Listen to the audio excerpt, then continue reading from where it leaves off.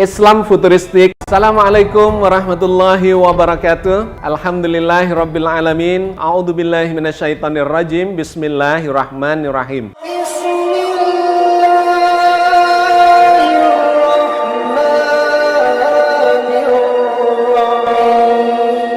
Now IZC, pendidikan vokasi memegang peranan penting bagi pengembangan SDM Indonesia yang terampil di masa yang akan datang. Vokasi kuat menguatkan Indonesia. Pembangunan SDM menjadi kunci Indonesia kita ke depan. Pentingnya vocational training, pentingnya vocational school. Saudara sekalian, di dalam demokrasi, di dalam pilkada, menang dan kalah itu adalah hal yang wajar. Pasti ada yang menang dan pasti ada yang kalah di dalam meraih kekuasaan. Persoalannya adalah di dalam memenangkan proses demokrasi dalam pilkada, apakah nilai-nilai demokrasi, norma-norma demokrasi, norma pilkada itu bisa dilaksanakan dengan baik atau tidak? Apakah di dalam memenangkan pasangan calon tertentu itu juga melekat ada etika moral dalam diri seseorang maupun negara supaya dia tidak membabi buta.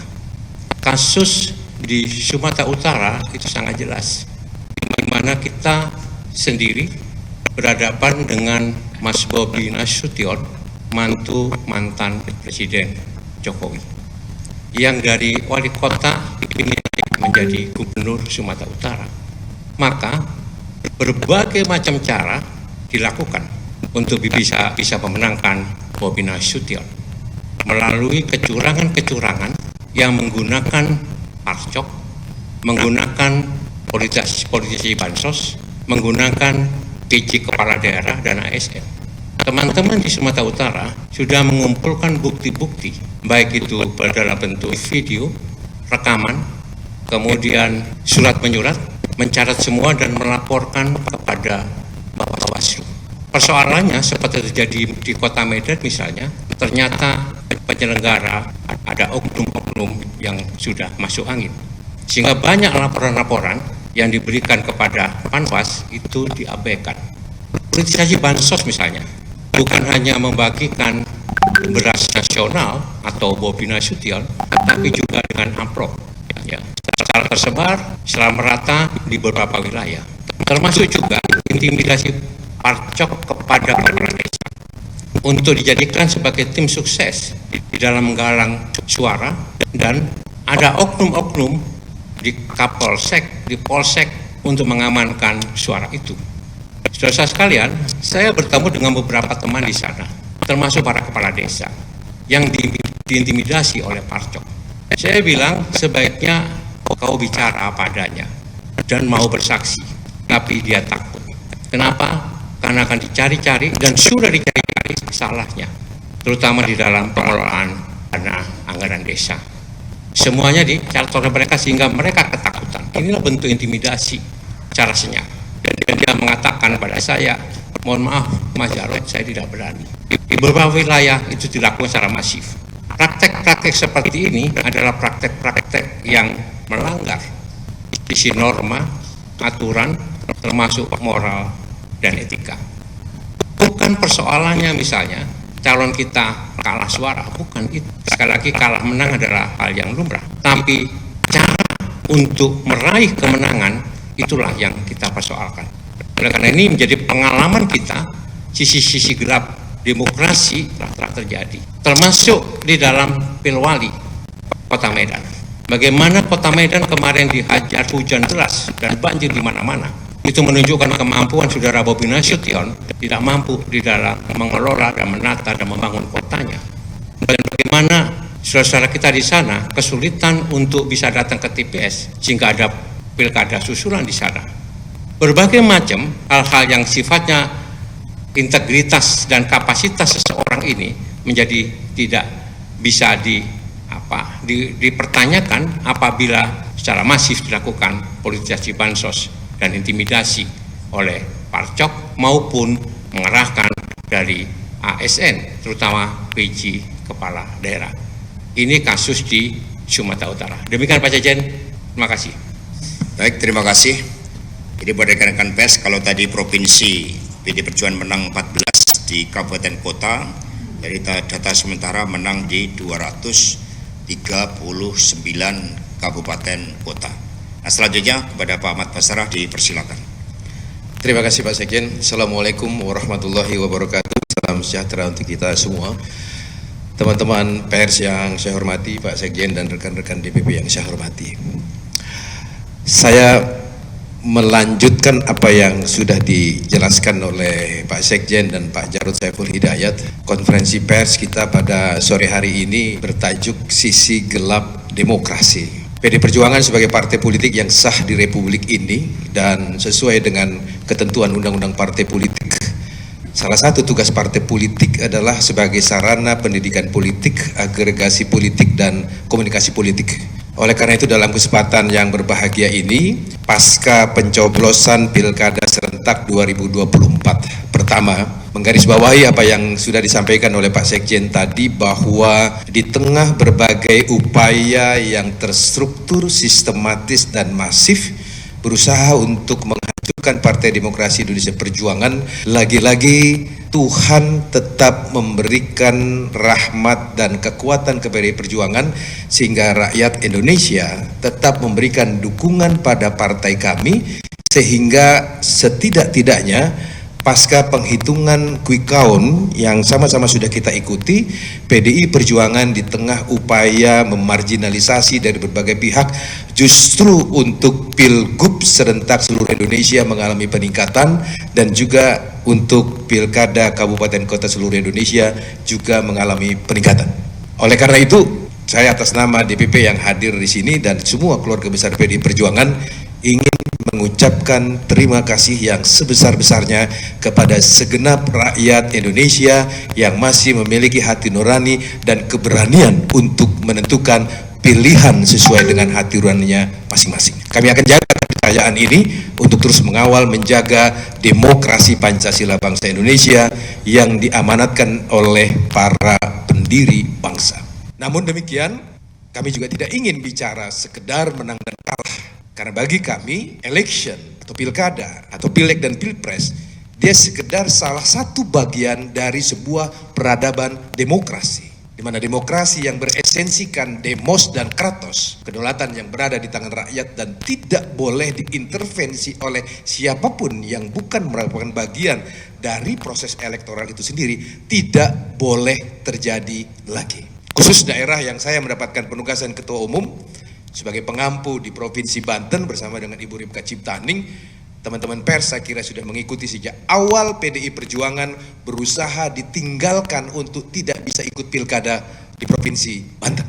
Teman-teman tahu bagaimana proses Bu Airin diusulkan oleh PDI Perjuangan pada waktu itu. Kami pada awalnya berpandangan, berpikir, dan kemudian bersikap apa yang sudah terjadi proses pilpres yang lalu, begitu sudah selesai hasil pilpres, ada presiden terpilih dan wakil presiden terpilih, kami menganggap tutup buku apa yang sudah terjadi di pilpres dan pileg pada waktu lalu, dan sebagai sebuah bangsa kita move on, membuka lembaran baru. Oleh karena itu, ketika Pilgub Banten, PDI Perjuangan tidak mempersoalkan bahwa Bu Airin pada waktu itu adalah ketua tim pemenangan Prabowo Gibran di Provinsi Banten. Karena bagi kami sudah selesai.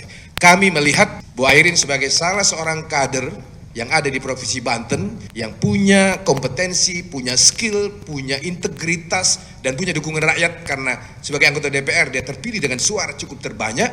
Waktu menjadi wali kota Tangsel, beliau memimpin Tangsel dengan sangat baik dan prestasi yang sangat baik, untuk kemudian kita kombinasikan dengan Ketua DPD PD Perjuangan Banten yang juga Wakil Bupati Lebak Pak Ade Sumardi, untuk kita bekerja sama. Alhamdulillah, puji Tuhan, akhirnya putusan MK nomor 60 memberikan jalan bagi PD Perjuangan, dan akhirnya Partai Golkar juga mendukung Bu Airin. Tetapi, teman-teman sekalian yang saya hormati, apa yang dirilis oleh Bocor Alus Tempo 9 November yang lalu, adanya intervensi, campur tangan, kekuasaan negara, apa yang disebut oleh Bocor Alus Tempo di tanggal 9 November itu sebagai partai coklat, terjadi pada seseorang yang dulu menjadi ketua tim sukses pemenangan Prabowo Gibran.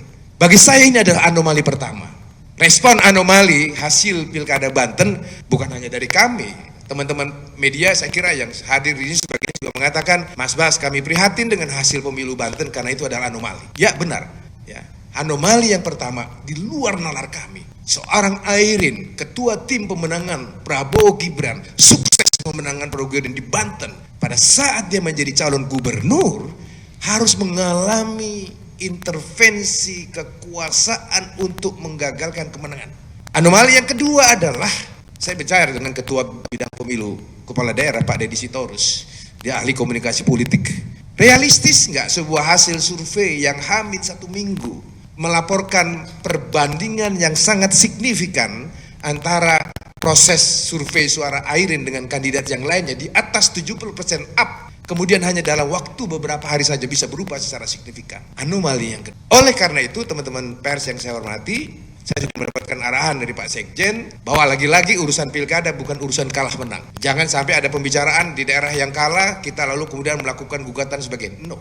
Sekecil apapun intervensi kekuasaan, apakah itu yang disebut Partai Coklat, ASN, dan lain sebagainya, tidak boleh lagi terjadi kalau kita memang menginginkan peradaban demokrasi kita ini berjalan sebagaimana rule of game yang kita sepakati bersama. Oleh karena itu, kami akan tetap melakukan legal action, perlawanan secara terukur. Saya sudah berkoordinasi dengan Bung Roni Talapesi untuk membuktikan anomali-anomali yang terjadi di Pilkada Provinsi Banten itu kita akan teruskan ke Mahkamah Konstitusi. Kami PD Perjuangan secara eksplisit tegas perintah dari Pak Sekjen lakukan legal action. Kami sudah berkoordinasi juga dengan Bu Airin dan teman-teman DPD Golkar di sana demi keadilan, demi sebuah peradaban demokrasi yang sedang kita bangun ini untuk diraih oleh praktek-praktek abuse of power yang dilakukan oleh dan untuk kepentingan apapun tidak boleh lagi terjadi di masa-masa yang akan datang. Jadi saya terima kasih Bung Roni kemarin langsung respon turun ke bawah untuk memberikan supervisi kepada teman-teman PDI Perjuangan Banten untuk mengumpulkan fakta-fakta, data-data abuse of power itu baik sebelum pencoblosan maupun pasca pencoblosan. Sekali lagi kami tidak akan pernah lelah untuk menjadi juru bicara rakyat, mengkritisi segala praktek kekuasaan negara yang abuse of power. Kami memiliki optimisme yang cukup kuat kepada Presiden Prabowo Subianto yang berlatar belakang militer, yang kita pasti beliau akan tegas untuk menjadi pemimpin yang punya otoritas yang kuat. Saya ingat pada saat kampanye 2014 yang lampau, Pak Prabowo salah satu orang yang menyatakan menolak calon presiden boneka. Teman-teman bisa googling rekam jejak digital itu. Oleh karena Pak Prabowo punya pandangan demikian, saya yakin, hakul yakin, bahwa ketika beliau menjadi presiden, beliau tidak ingin menjadi boneka siapapun. Oleh karena atas dasar keyakinan itulah teman-teman sekalian, di tanggal 20 Oktober 2024 yang lalu, Ibu Megawati Soekarno Putri, Presiden RI kelima dan Ketua Umum PDI Perjuangan, menginstruksikan kepada saya, selaku Ketua Fraksi PDI Perjuangan di MPR RI, untuk memastikan seluruh anggota MPR fraksi PDI Perjuangan hadir untuk mensukseskan pelantikan Pak Prabowo sebagai presiden. Kan harapan kami untuk bangsa dan negara Indonesia, untuk Indonesia yang lebih baik, kita amanatkan di pundak Pak Prabowo. Sekalipun kami pada saat Pilpres kemarin mendukung Ganjar dan Pak Mahfud, tetapi kami yakin bahwa aturan main bernegara kita, ketika seseorang sudah ditetapkan oleh KPU RI dan kemudian bersumpah di hadapan Majelis Permusyawaratan Rakyat Indonesia sebagai Presiden dan Wakil Presiden Indonesia, secara konstitusional Pak Prabowo wajib kita dukung. Oleh karena itu, kami sudah membuktikan niat baik itu dengan seluruh anggota fraksi PDI Perjuangan MPR RI hadir. Bukan hanya hadir, tapi juga mensukseskan pelantikan Pak Prabowo. Oleh karena itu, ke depan kita harapkan Pak Prabowo betul-betul menjadi presiden harapan kita semua, dengan latar belakang militernya yang tentu memiliki ketegasan atas jati dirinya dan otoritas konstitusional yang dimilikinya untuk tidak mau diperalat oleh siapapun demi bangsa dan negara Indonesia tercinta. Terima kasih Pak Sekjen atas kesempatan yang diberikan. Belajar komputer dan media digital adalah langkah penting di era digital saat ini. Sumber belajar, kursus online, platform seperti ICC Vokasi, Coursera, edX, Udemy, dan Khan Academy menawarkan kursus yang dapat membantu kamu mempelajari berbagai topik di bidang komputer dan media digital. Pembangunan SDM menjadi kunci Indonesia kita ke depan. Pentingnya vocational training, pentingnya vocational school. Semoga Allah senantiasa menuntun kita di jalan yang diridhoinya. Amin amin ya rabbal alamin. Aqulu qouli hadza astaghfirullah li wa lakum. Wassalamualaikum warahmatullahi wabarakatuh. kasih.